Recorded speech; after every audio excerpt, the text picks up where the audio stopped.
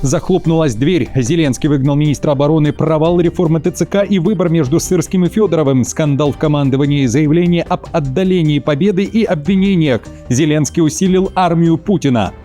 Путин требует капитуляции Украины уже этой зимой. Европа готовит революцию дронов. Миллиарды Киеву. Банковая озвучила цель. Подписан документ.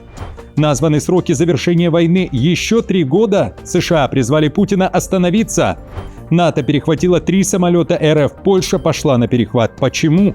Путин привел войска в боевую готовность. Отдан приказ. Военные РФ обратились к Зеленскому. Москва подняла авиацию. Силовики в резиденции главы государства. Допрос президента начался. Обвинение в мошенничестве и жизни класса «Делюкс». Ликвидация военных НАТО в Украине. Обращение Москвы к Западу. Об этом и не только, досмотрите. Друзья, всем привет, это «Время Прядко», 16 июля на календаре. Спасибо вам всем за обратную связь, спасибо за вчерашние письма, сообщения и комментарии прекрасных людей, которые не поддерживают насилие, сотни тысяч среди вас. И это радует. Давайте начнем. Хватали за горло, теперь разбираются. Очередной громкий скандал с ТЦК во Львове набирает обороты. Внутреннее расследование начали после скандального видео. На опубликованных кадрах один из военкомов силой удерживает женщину за горло. Это случилось во время мобилизационных рейдов 14 июля. Женщина пыталась помешать сотрудникам ТЦК задержать мужчину. Сначала ее пытались оттащить от задержанного, а после один из военкомов отвел ее в сторону и начал душить. В военкомате обещают проверить действия всех причастных. По итогам проверки будет принято соответствующее решение в соответствии с требованиями действующего законодательства. До завершения служебной проверки мы воздерживаемся от каких-либо преждевременных выводов и просим общественность и представителей СМИ дождаться ее результатов. Напомню, это уже второй громкий конфликт с ТЦК во Львове за неделю. 8 июля в Сыхове толпа окружила, разгромила и перевернула автомобиль военкомов. После этого полиция и СБУ начали задерживать участников нападения. Кроме того, в сети появились видео с их публичными извинениями и криками «Слава ТЦК!». Зеленский окончательно выгнал министра обороны. Федоров лишился кресла. Его место займет глава МВД Игорь Клименко. Официальная причина такого решения – провал реформы ТЦК и выбор. Зеленский не может выбирать между главнокомандующим ВСУ Сырским и Федоровым. Об этом пишут оппозиционные депутаты и западные медиа. The Economist при этом напоминает, военные пошли против министра обороны. Сырский был недоволен Федоровым и наоборот, у них разные взгляды на эту войну. Федорова упрекали в пиаре и геймификации войны. Сам Федоров уже подтвердил, уходит. В 22 пунктах он описал, как много успел сделать для войска, в том числе и отключить россиянам Starlink. Описал и то, что не успел. Речь об обновленной тендерной системе и создании культуры ответственности за принимаемые решения. Он дал понять, войска надо чистить от некоторых людей. Завершить организационную трансформацию Министерства обороны в соответствии со стандартами НАТО и здравым смыслом. Новая структура уже запущена. Многие сотрудники уволены. Начато множество процессов, но нужно было еще решительнее освобождаться от людей, которые тормозили изменения. Советник Федорова Стерненко тоже лишился должности, который также теперь критикует войска за бюрократию и считает, что решение Зеленского отдалило Украину от победы. В то же время российские паблики ликуют, они считают, что Зеленский сделал хороший ход и фактически усилил армию Путина. Z-блогеры пишут следующее. Сам же Федоров ответственен за наращивание цифровизации в ВСУ и применение дронов, а также за отключение терминалов Starlink ВС РФ, что вызвало значительные проблемы. Поэтому более вероятно, что его отставка окажется благополучным фактором для России.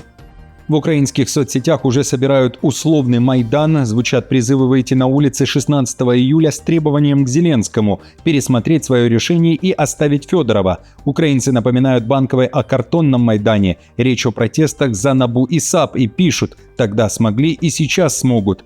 Отмечу, что после оглашения решения в ночь на 16 июля Киев и Харьков подверглись атакам. По столице залп баллистики, прилет по складам. В России начали фильтровать интернет даже с иностранных сим-карт в роуминге, поэтому привычный запасной способ доступа тоже может перестать работать. В Proxy Line можно подключить личный прокси и заходить на нужные сайты и сервисы через сервер другой страны. Для обхода блокировок внутри России прокси не подойдет, но даст постоянный личный IP для работы с зарубежными сайтами, сервисами и аккаунтами. На выбор более 100 стран. Данные для подключения приходят сразу после оплаты. По промокоду TIME10 скидка 10%. Ссылка в описании. Путин требует капитуляции Украины уже этой зимой, и это будет его новая попытка именно зимой заставить Зеленского сдаться, погружая страну в блэкаут. Такое заявление накануне в Киеве сделала Урсула фон дер Ляйен. Именно поэтому ЕС выделяет миллиарды на беспилотную революцию. Украина и Европейский Союз официально заложили фундамент масштабного оборонного соглашения Drone Deal, подписав накануне документ о намерениях в сфере военно-промышленного партнерства. ЕС выделяет доп. Средства на закупку БПЛА. Глава Еврокомиссии заявила, что новый формат предусматривает создание совместных предприятий, передачу технологий и интеграцию рынков для объединения боевого опыта Киева с производственными мощностями ЕС. Уже работает пакет на 90 миллиардов евро. Большая часть этих средств пойдет на оборонную промышленность. 30 июня мы предоставили первый пакет на 4 миллиарда евро. Это крупнейший в мире пакет поддержки дронов. Сегодня я хочу объявить дополнительно 1 миллиард евро на дроны. Мы также согласовали 10 миллиардов евро на дроны, самолеты и ракеты. И это только начало. Зеленский при этом заявил, что сейчас Европе также не время сдаваться и опускать руки. Он считает, что важно, далее цитата, чтобы европейцы устали хотя бы на один день позже, чем россияне. Кроме того, озвучил цели. Но для нас, я хочу, чтобы все знали, для Украины ценно не сравнение и ценен не пафос, а очень ценен результат. Наша главная цель не Россия без бензина, а Украина без России. Украина без войны, Украина с Европой и Украина и Европа без московской угрозы. Путин готов к сделке и хочет завершить войну, в этом уверен Трамп, который накануне также успел заявить, верит в то, что российско-украинская война закончится до 2029 года. Именно тогда заканчивается президентский срок самого Трампа. Он также обратился к Путину в эфире Fox News. Путина призвал остановиться. Я постоянно говорю ему одно и то же. Не хочу вдаваться в подробности, но я говорю: Владимир, пора тебе остановиться, пора этой войне закончиться. Военные РФ обратились к Зеленскому. На фоне заявлений иностранных делегаций в Киеве российская Минобороны выпустила обращение. Ведомство после заявлений Урсулы фон дер Ляйен и Зеленского о планах по масштабированию производства БПЛА открыто дает понять, удары будут нанесены. Военные опубликовали фото с производства дронов и подписали его так. Вооруженные силы РФ планомерно поражают объекты противника. Ракет и гераний хватит на всех. Следующий пост уже был с видео. Это кадры ударов России по портам Одесской области. Поражены сухогрузы. Россия уверяет, что они использовались в военных целях. Украина эту информацию отрицает и уточняет, что массированная комбинированная атака на Одесскую область длится уже 6-е сутки подряд. Ближе к вечеру 15 июля Москва направила и стратегические бомбардировщики к Луганской области, а также в акваторию Черного моря. Украина объявила тревогу. Мониторинговые каналы писали о пусках ракет и ударах. Первые борты Ту-22М3 летят в море южнее Ялты. Пожалуйста, в ближайшие 10-20 минут побудьте в безопасных местах. Особенно касается Черноморска, Лиманки, Одессы и так далее. В то же время расширение зоны выжженной земли в Украине парализовало классическую войну на линии фронта. Современные технологии беспилотников увеличили прифронтовую зону смерти, известную как килл-зону, на некоторых участках до рекордных 40 километров. Об этом пишет издание Die Zeit. И теперь в этом пустующем пространстве снабжение заблокированных позиций военных обеспечивают исключительно тяжелые дроны-бомбардировщики. В материале уточняют, что многие пилоты БПЛА могут управлять беспилотниками удаленно из глубокого тыла, не рискуя своими жизнями на передовой. Танки и боевые машины пехоты, напротив, практически исчезли с украинского фронта. Ведь дрон стоимостью 500 евро способен уничтожить основной боевой танк стоимостью 20 миллионов евро. Собирать войска для крупного наступления и размещать их вблизи фронта больше не имеет смысла. Все подчинено беспилотникам. Они за считанные минуты атакуют любое движение и уже давно сами сбрасывают мины. Путин привел войска в боевую готовность. Морские, стратегические, ядерные силы РФ готовы к отражению любых потенциальных угроз в сию минуту. О приказе Путина сообщил его помощник Патрушев. В Кремле заявили, сегодня флот РФ отстаивает национальные интересы страны не только на приграничных рубежах, но и в удаленных районах Мирового океана. Кроме того, Патрушев заявил, что ВМФ способен обеспечить безопасность России. Далее цитата. Наши морские стратегические ядерные силы находятся в полной боеготовности. Все угрозы, исходящие со стороны вероятных противников, учитываются в планах развития ВМФ, в частности в стратегии развития военно-морского флота до 2050 года. Особое внимание этим угрозам уделяется в проекте программы кораблестроения ВМФ до 2050 года. НАТО перехватило 3 самолета России. Об этом заявляет Министерство обороны Польши. Там обвинили Москву в шпионаже и провокациях. Цель – военные учения Варшавы и работа местной ПВО. Министр обороны Польши уверяет, 15 июля польские истребители поднялись навстречу паре российских Су-30 СМ-2, вылетевших из Калининграда, и сопроводили их над Балтикой. Днем ранее, 14 июля, в 30 километрах от города Устка, поляки также встретили российский разведчик Ил-20. Косиняк-Камыш называет событие перехватом. Цитирую. Поэтому была поднята дежурная пара наших самолетов из Мальборка, которая перехватила пару Су-30 СМ-2 из Калининграда. Российские самолеты не приблизились к польскому воздушному пространству. Кроме того, над Балтикой действовала пара истребителей из Швеции, которая сопроводила перехваченные российские машины. Силовики в резиденции главы государства. Допрос президента начался. Причина – роскошные апартаменты и скрытые сделки. Прямо в президентском дворце в Варшаве следователи провели допрос польского президента Кароля Навроцкого по делу о злоупотреблении полномочиями в то время, когда он был директором музея Второй мировой войны в Гданьске. Силовиков заинтересовало бесплатное проживание чиновников в музейных люксовых апартаментах, которые оставались забронированными на его имя на сотни дней. Сам Навроцкий ранее заявлял, что использовал элитное жилье исключительно для прохождения карантина во время пандемии COVID-19 и официальных встреч с зарубежными делегациями. В прокуратуре Гданьска заявили, что расследование продлено до конца августа, а правоохранители уже затребовали у руководства музея дополнительную документацию для анализа. Возбуждение производства стало следствием публикаций в СМИ, согласно которым Кароль Навроцкий в бытность директором музея более полугода пользовался апартаментами класса «Делюкс» в гостиничном комплексе, принадлежащем учреждению, несмотря на то, что проживал примерно в 5 километрах от него. Кароль Навроцкий якобы не платил за это пребывание. Масло в огонь подливает и второе уголовное дело о возможном мошенничестве, связанное с подозрительным переоформлением квартиры пожилого мужчины на супругов Навроцких.